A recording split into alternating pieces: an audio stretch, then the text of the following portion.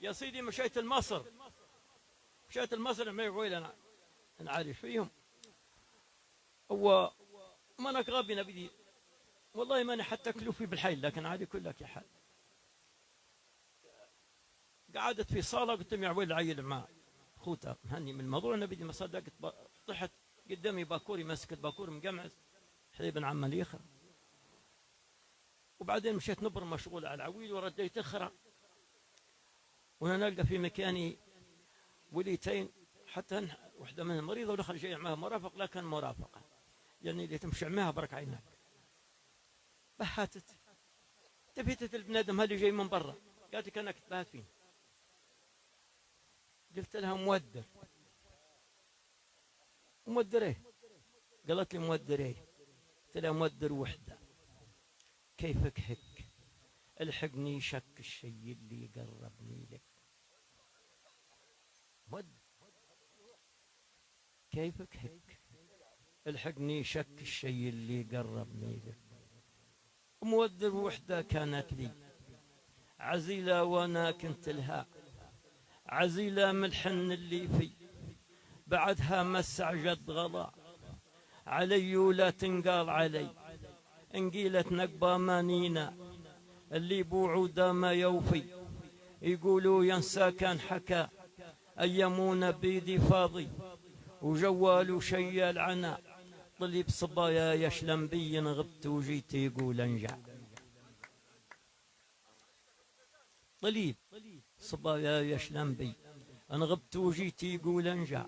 وحتى لو ما في دي شيء، حتى كما قلت حاجه، وحتى لو ما في دي شيء علي بيت الغيظ رضا وتوان التقى بيدي وغالب حتى في المصباح مغير انتي ذكرتيني بها وين المكتوب جرى بعد جيتك نحسابك هي اللي ما خلت في عزا. بعد جيتك والله ريتك نحسابك هي اللي ما خلت في عزا معايا صد عام الماضي ومرزي دك بعينه هذ تقول حسك اللي من عز ارجع قوي عليه حبك خذا ميجا لين وما فك. ومودر وحده ومودر وحده في التوصيف تشابه لك يا بنت الناس ونماني في الروس خفيف ولاني فضيل المزليس مغير خذاني شورك طيف وصدفة والموقف حساس حكيت وقصدي كان شريف مغير انتي كانك لاباس تقول تشوفي في عنيفونا بالشينا ما ننقاس. اخطى جابني جيتك ضيف لفالي من شورك وسواس احسب تكريدي زاد نزيف الجرح اللي منا من هيس العارف ما يبي تعريفه وما قولك ان كان رفعت عيوني لك كلامي مو السحاب تصيف ودق حنك ان كان بيتينا زينك.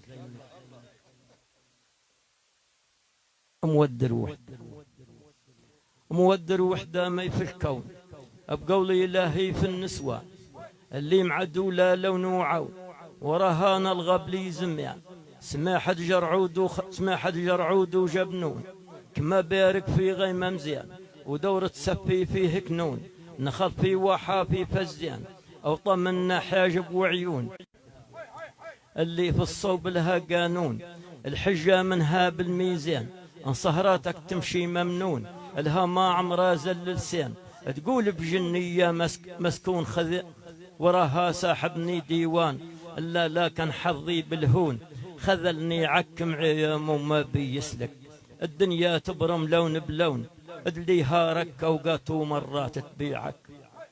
مودر وحده كيفك هك الحقني شك الشيء اللي قربني لك. وشكرا على حسن الاستماع. شكرا.